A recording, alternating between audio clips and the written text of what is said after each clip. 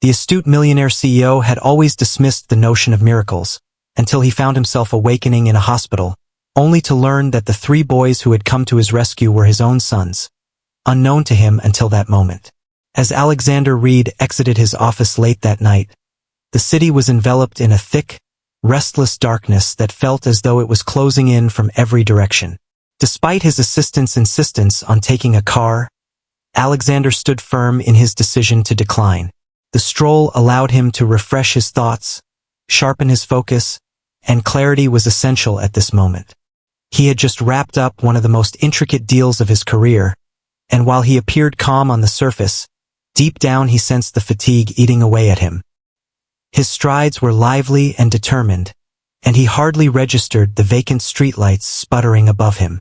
His phone vibrated in his pocket, signaling yet another email, yet another meeting set for the morning, but this time he chose to disregard it. He yearned to return to his sanctuary, enjoy a drink, and immerse himself in the soothing quiet of his space. Initially, the footsteps went unnoticed by him. His thoughts overflowed, and the city was perpetually alive with noise. Yet, a subtle shift in the periphery prompted him to ease his pace. A figure emerged from the darkness of the alley, advancing with purpose and precision. Alexander's instincts ignited, but it was already too late. The initial strike collided with the side of his head with savage intensity, causing him to tumble onto the unforgiving concrete. His vision blurred in an instant, the world tilting sideways as another blow struck, pain erupting behind his eyes. He attempted to lift himself, yet his body refused to cooperate as it ought to have. In his fight, with his head feeling heavy and unsteady, a voice pierced through the haze, small, urgent, and filled with panic. Next, another one, and yet another. There were youthful voices, calling out something he couldn't fully grasp. His mind, heavy and shrouded in discomfort, took in the sound of footsteps retreating, sirens echoing far off, and then small, urgent hands grasping at his sleeve, probing to see if he was conscious. He caught a fleeting vision of a face, followed by 2 more, all distorted by the relentless throbbing in his head. Little ones, he mused faintly. What were they up to here?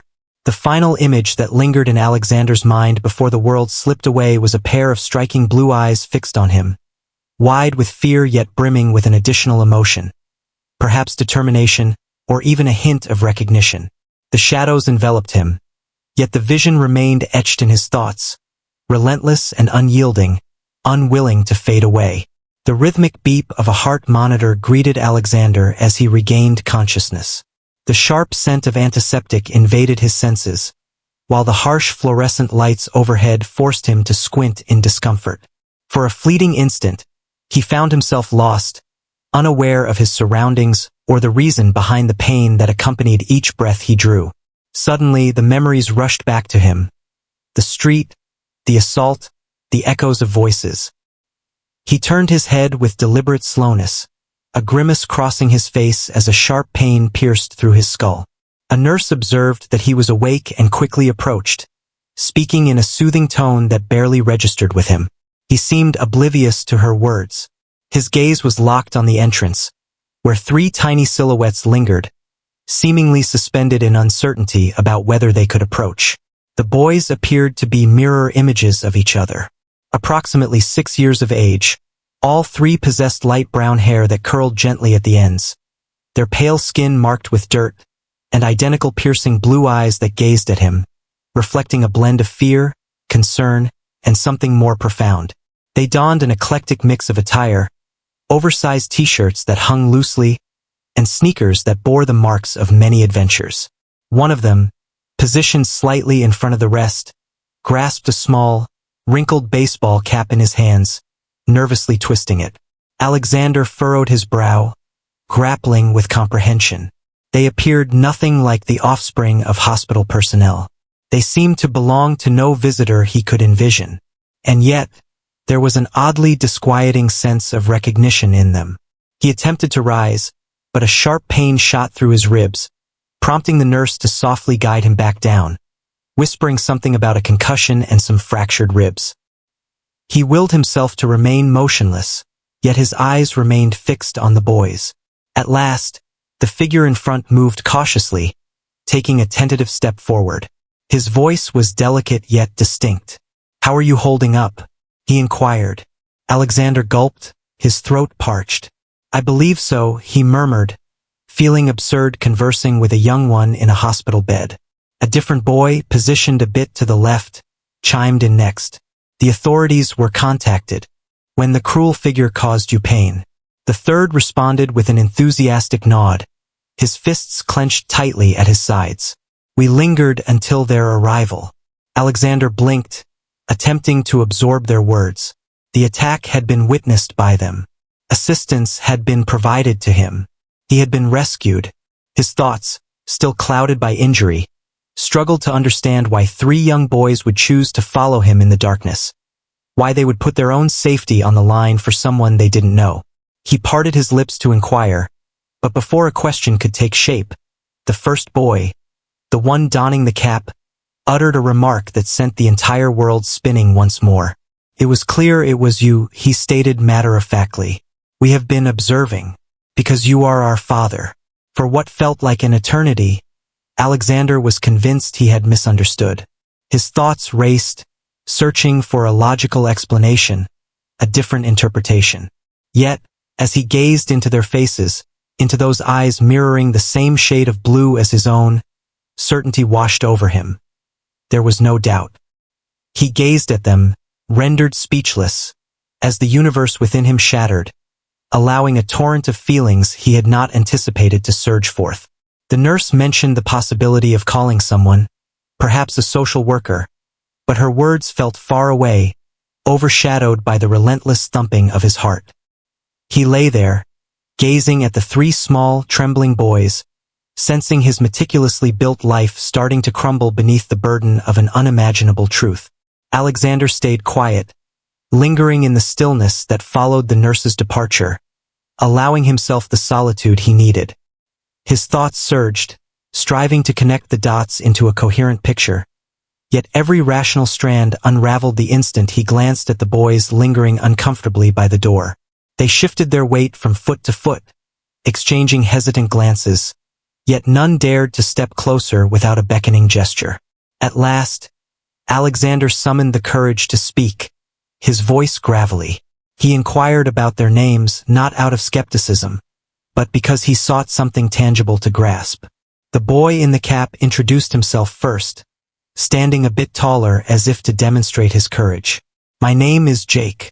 His voice carried a calm assurance, gentle yet unwavering. The second boy, the one who had spoken at the hospital earlier, introduced himself, saying, "I'm Noah." He possessed a subdued aura, contemplative and cautious.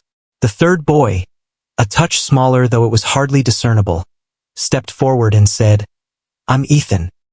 His voice quivered slightly, yet he raised his chin as if challenging Alexander to dispute him. Jake, Noah, and Ethan. Names that seemed straightforward yet unexpectedly bore the significance of a vast universe he had never realized was there. Alexander gulped, his throat parched.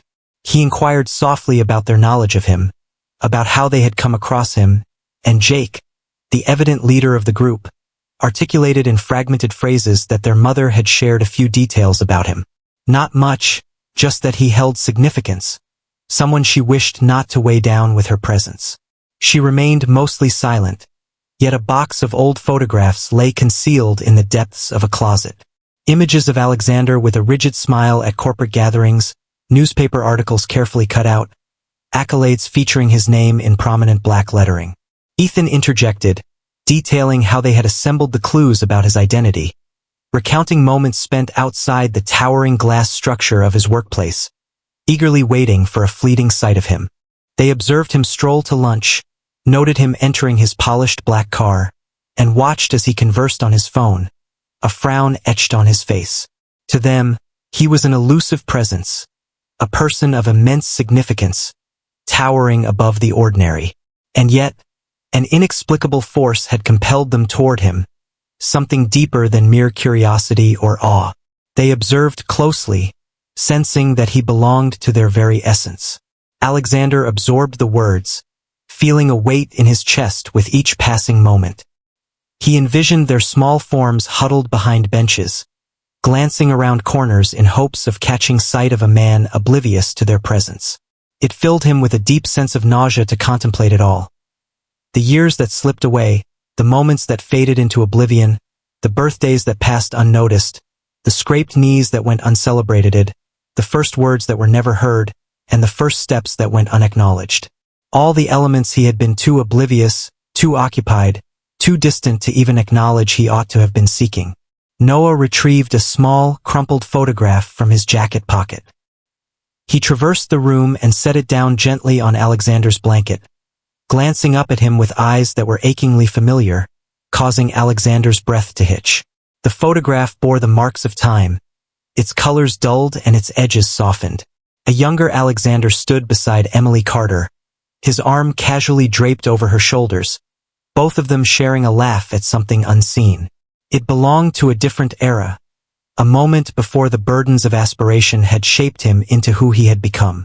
The boys fixed their gaze on him, anticipation hanging in the air, neither for wrath nor for justifications. They lingered in anticipation, seeking recognition, perhaps even a sense of belonging, though the word love remained unspoken between them.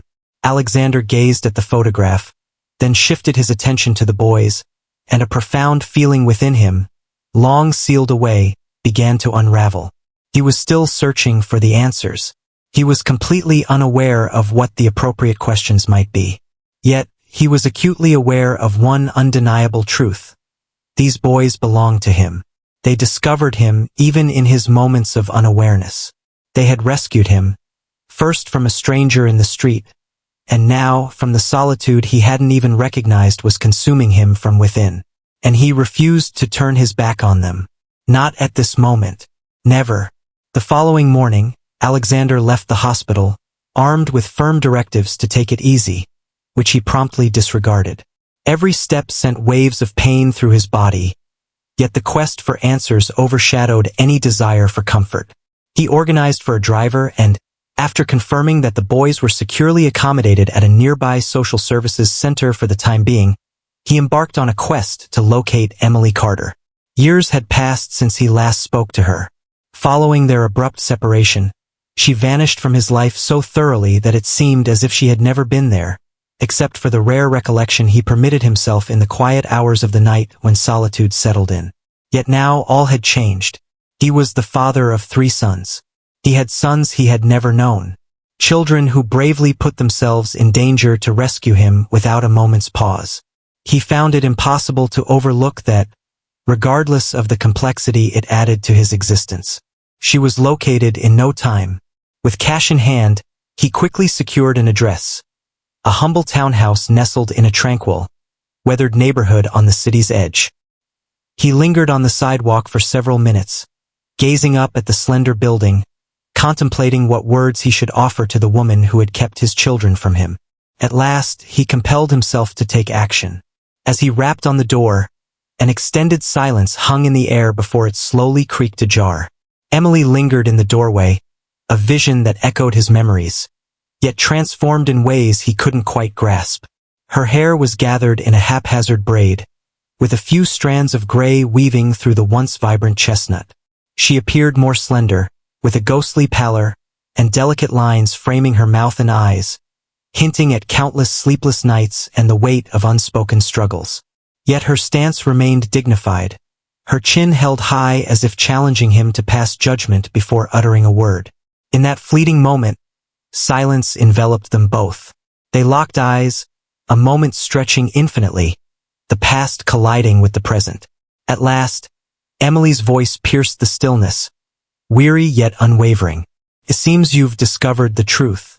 Alexander nodded once, his silence a shield against the tumult of anger, confusion, and the lurking specter of betrayal that threatened to seep into his voice. He entered uninvited, and she permitted it, softly shutting the door behind him. They occupied the modest living room, encircled by furnishings that had undoubtedly experienced more glorious times yet were maintained with careful attention to cleanliness. He observed the subtle details. The tattered books lining the shelf, the boys' colorful drawings affixed to the refrigerator, a solitary broken toy soldier lying on the coffee table. "You should have told me," he said finally, his voice a low, menacing whisper. "I know," she said, her gaze fixed on her hands.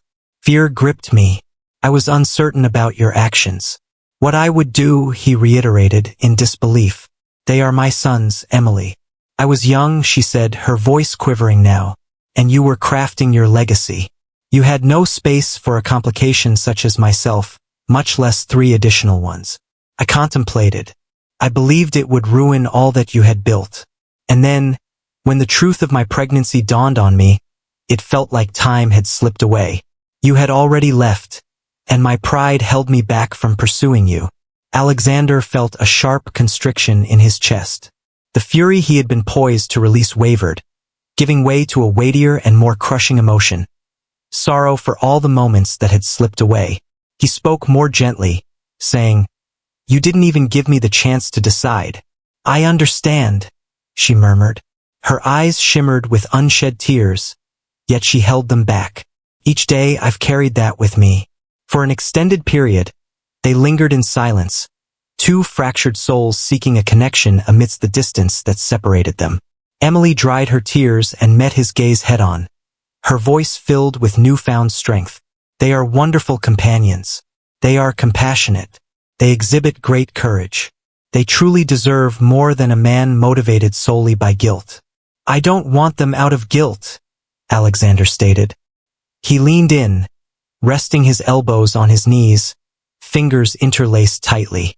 "I desire them because they belong to me. They rescued me at a time when I was unaware of my own need for rescue."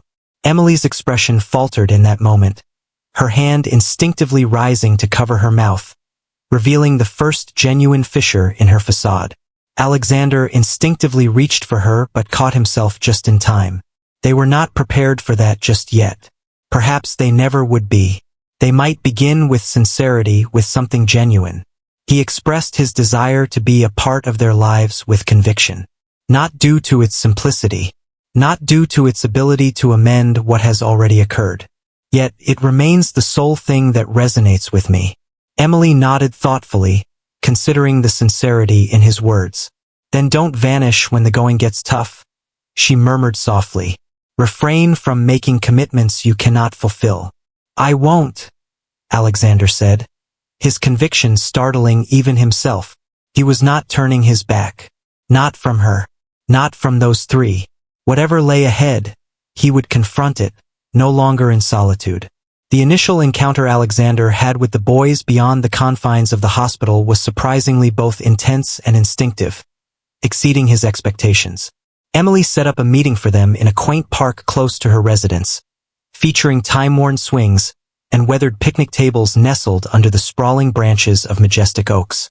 It wasn't a dramatic, elaborate unveiling, but rather something straightforward, nearly tentative, akin to gauging whether a bridge could support weight before fully committing to it. Alexander arrived early, perched on a bench that groaned beneath him, his heart racing in a manner no adversarial corporate negotiation had ever achieved. As he observed them approaching along the path, Jake took the lead with assured steps, Noah trailing slightly, and Ethan clutching a frayed stuffed animal tightly in his grasp. A sharp pang tightened in his throat. They paused a short distance away, hesitation emanating from their petite forms. Alexander rose and offered a tentative wave, feeling somewhat foolish for the uncertainty that coursed through him. Jake moved ahead, casting a brief look back at his brothers before straightening his stance. "You look better," he remarked, nodding with a sense of gravity. Alexander beamed at that, a genuine smile, and knelt down to their height, disregarding the ache in his ribs. He expressed his gratitude to the 3 of you. Your courage was truly remarkable. Noah inched forward, his hands buried in the depths of his hoodie pockets, a blend of shyness and curiosity evident in his demeanor. Ethan lingered at the edge, gripping his stuffed animal tightly.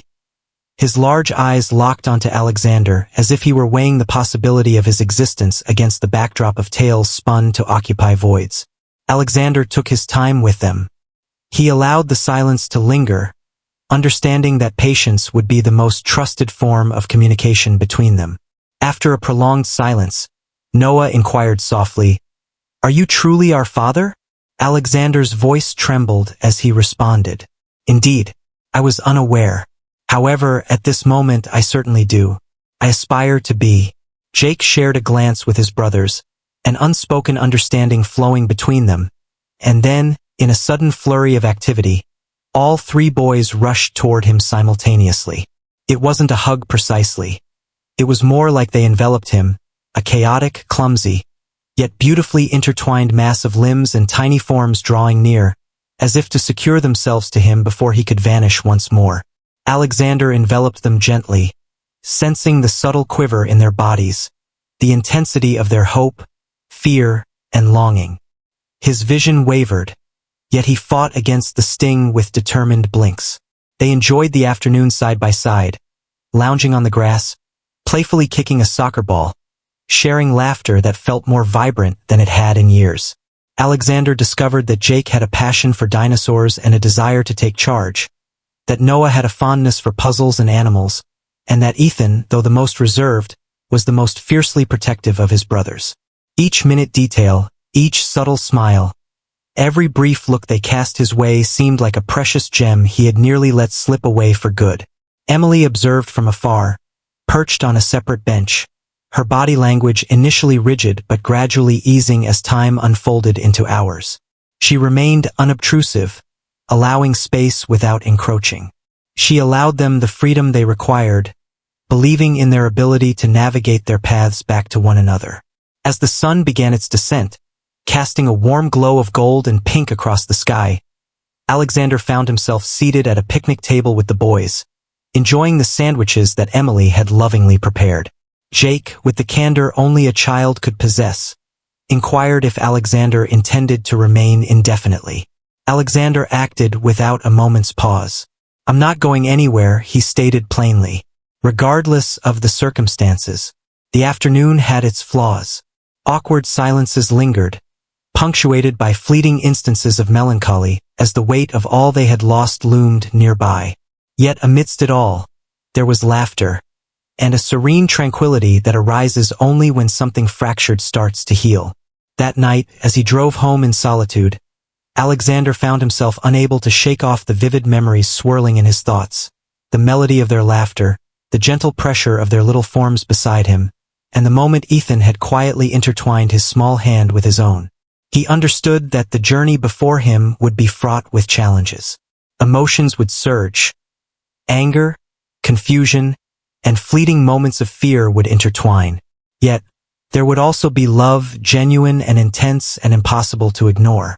For the first time in his life, Alexander Reed felt a sense of freedom in creating something beyond his grasp. He was prepared to battle for it, to remain for it, to transform into someone deserving of the miracle bestowed upon him. The subsequent days proved to be among the most arduous and life-altering experiences for Alexander. Becoming a part of the boys' world was not an overnight endeavor, regardless of his deep desire for it. Jake, with his audacity, continually challenged Alexander, stretching boundaries and seeking the spotlight in ways that often left Alexander feeling exposed and vulnerable. Noah remained subdued yet cautious, frequently observing from the periphery, as though anticipating that Alexander might eventually grow impatient and depart, reminiscent of a haunting recollection. Ethan held on tightly, his silence speaking volumes as he remained just within arm's length, seeking the unspoken comfort that Alexander was more than just a fleeting presence in their tumultuous youth. Alexander was faced with the challenge of starting from the very beginning. He discovered that Jake had a strong aversion to broccoli and would sneakily conceal it beneath napkins when no one was watching. Noah discovered a fondness for reading aloud, but only when he could nestle in the corner of the couch, concealed by a fortress of pillows. He discovered that Ethan occasionally experienced nightmares, and the only remedy that soothed him was a gentle, unwavering voice reassuring him of his safety. Alexander faltered and encountered errors. He purchased the incorrect brand of cereal. He found himself grappling with the challenge of braiding a shoelace correctly as Noah's came undone. He reached his breaking point when Jake challenged him to a race and then claimed he had thrown it. He felt entirely, absolutely overwhelmed. Yet he discovered that the boys were quick to forgive, valuing a sincere apology far more than any extravagant display. He discovered that they were keen to place their trust, yet apprehensive about rushing into it. He discovered that the act of being present each day, even in the simplest forms, held greater significance than any verbal commitments made. Emily observed the unfolding events with a blend of careful optimism.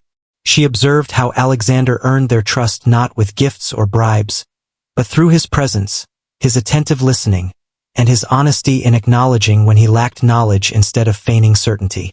He brought them to school whenever possible, cheered at their little soccer matches, and settled into folding chairs among other parents who only recognized him as the father of Jake, Noah, and Ethan. One afternoon after school, as they strolled home, the sound of golden autumn leaves crunching beneath their feet, Jake suddenly turned and asked, "Are you going to live with us now?" The inquiry was delivered with such ease, so straightforwardly, that for a brief moment, Alexander found himself at a loss for words. He lowered himself to their eye level and said, "If you'll have me." Noah gazed up at him, his blue eyes reflecting a seriousness that belied his tender age of 6, and he replied, "We already did." That evening, Alexander found himself in Emily's cozy living room, the soft glow of the lamp illuminating the space as the boys slept soundly, worn out from their playful antics in the yard. They remained silent initially, savoring their tea while the old house creaked and settled around them. At last, Emily inquired, "Are you certain you desire all of this? It won't be a walk in the park." Alexander placed his mug on the table and met her gaze with unwavering intensity. He declared with unwavering certainty, "I've never been more sure of anything." He truly meant it. Each late night, each moment of uncertainty, every pain in his ribs from laughing too hard at the boys' antics, it all held significance. It all forged something more resilient than anything he had created through agreements or market values. They didn't embody the ideal family image. They bore scars, remnants of old wounds, and fears that would require time to mend. For the first time in years, Alexander experienced a sense of belonging.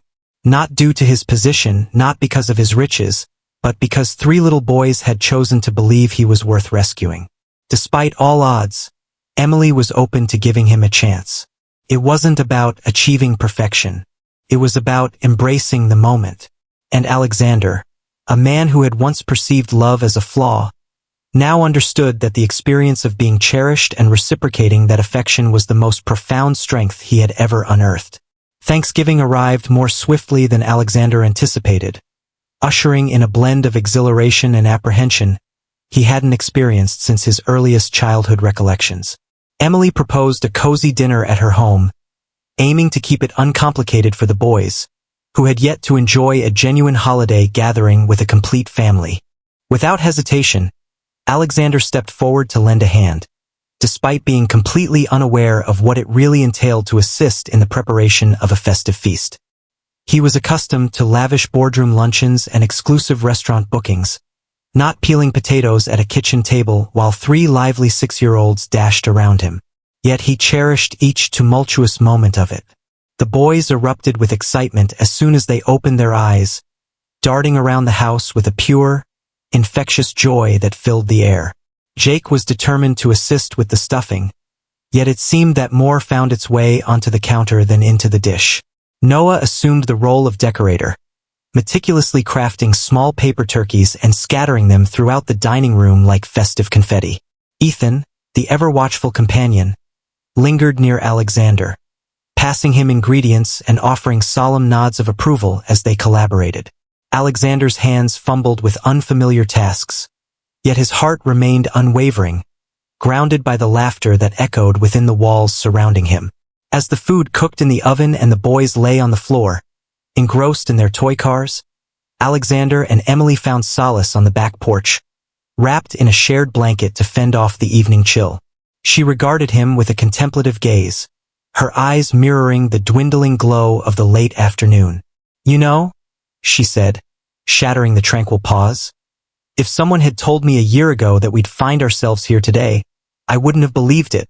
Alexander beamed, Not the rigid, polished grin he presented to the outside world, but a warm, sincere smile that illuminated his eyes. I wouldn't either. They discussed the boys, school, aspirations, and minor concerns that felt trivial in comparison to the vast world he once knew. Emily confessed her fear that he might harbor resentment towards them, viewing them as a burden instead of a blessing. Alexander extended his hand, gently intertwining his fingers with hers. They are the most incredible thing that has ever occurred in my life, he declared, his voice steady and unwavering, free from any uncertainty. She gripped his hand tightly, and they lingered in that moment, content in their silence. As dinner was served, it arrived in a state of delightful chaos, beautifully flawed yet undeniably perfect.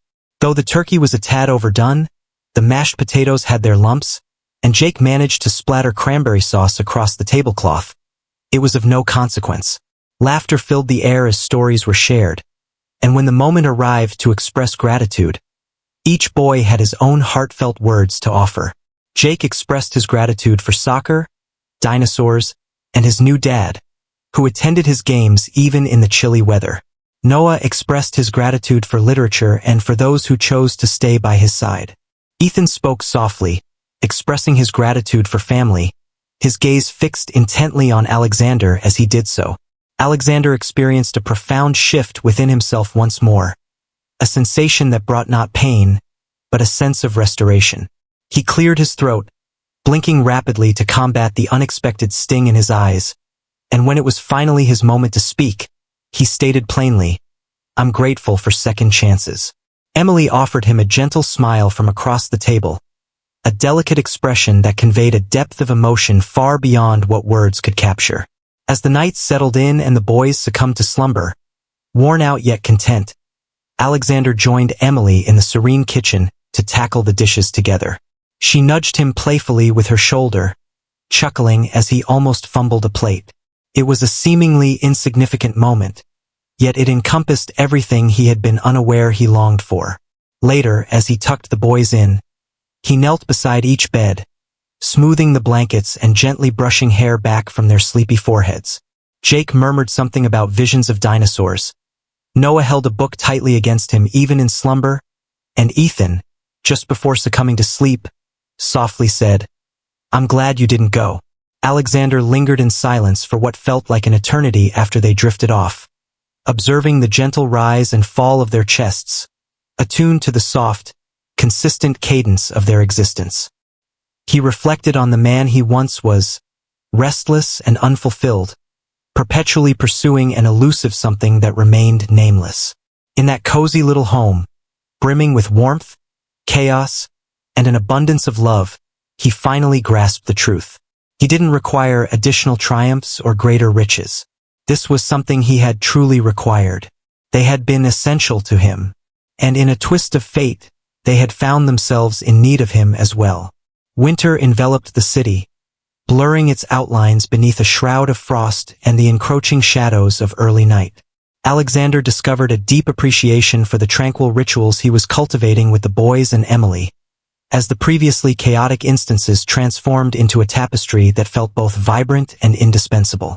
Each morning, he rose before dawn, eager to prepare breakfast for them, even if it was just scrambled eggs and toast with a hint of char at the edges. Each night, he shared tales with them as they settled in for sleep, occasionally dozing off mid-story while Ethan nestled against him and Jake snuggled under his arm. Life had transformed from a frantic competition into a collection of precious, fleeting moments that seeped into his very being, grounding him in a manner he had never imagined.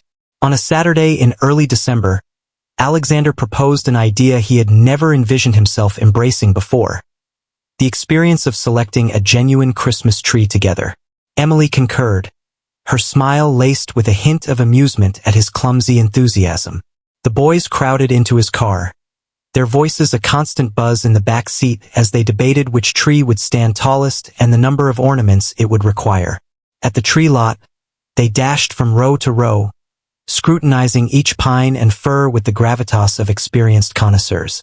Jake championed the tallest tree in sight, while Noah was adamant about selecting one with the most flawless branches. Meanwhile, Ethan, though more reserved, made a firm choice for a smaller, slightly crooked tree that leaned gracefully to one side. With a hearty laugh, Alexander readily agreed, and they set about loading the lopsided tree into the car, the boys eagerly scrambling over each other to help fasten it down. That evening, their living room transformed into a whirlwind of dazzling lights, shimmering ornaments, and crafted decorations. Alexander allowed the boys to place the ornaments wherever they pleased, even if it meant 3 were squished onto the same branch. He observed them, feeling a profound sense of fulfillment that no accomplishment had ever provided. Emily prepared cocoa in worn mugs, while Alexander assisted in unraveling a pesky tangle of lights, feigning annoyance but truly relishing each moment. Once the tree was complete, they switched off all the lights, leaving only those delicately entwined around the branches aglow. The cozy living room radiated a golden warmth, with Alexander comfortably settled on the couch. The boys nestled against him, their faces illuminated by the gentle, dancing hues. First, Jake let out a yawn, followed by Noah and then Ethan. Their bodies felt weighed down by sleep, the exhaustion of the long day settling in.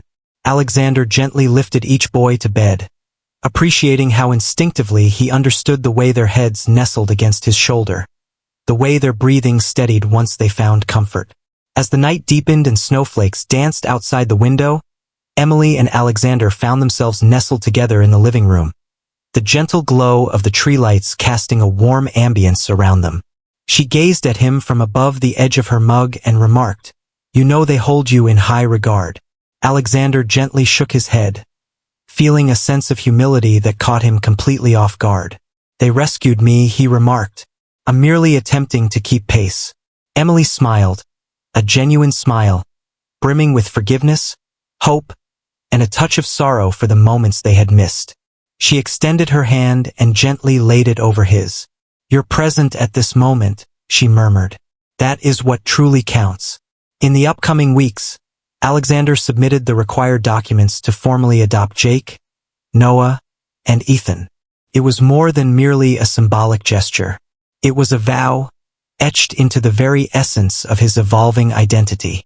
During the concluding hearing, when the judge inquired if he grasped the responsibility he was assuming, Alexander responded promptly, his voice unwavering and distinct. "Those are my boys. They have always existed. I consider myself fortunate to have this understanding at this moment." As they exited the courthouse, the boys danced around him, gripping his hands, their laughter ringing out as they proclaimed that they were now officially official. Emily stood slightly aside, her eyes glistening with tears, her heart seemingly mended by the love she had once dreaded would never reach them. That night, back home, Alexander gently tucked them into bed, pressed a soft kiss to their foreheads, and whispered his love, a sentiment he once believed would forever elude him. As he finally took a seat next to Emily, the stillness of the house enveloped them, and he sensed a profound calmness settle deep within him. Not the relentless drive that had once propelled him, not the empty triumphs he had pursued for so long, but something deeper, more substantial, and infinitely more authentic.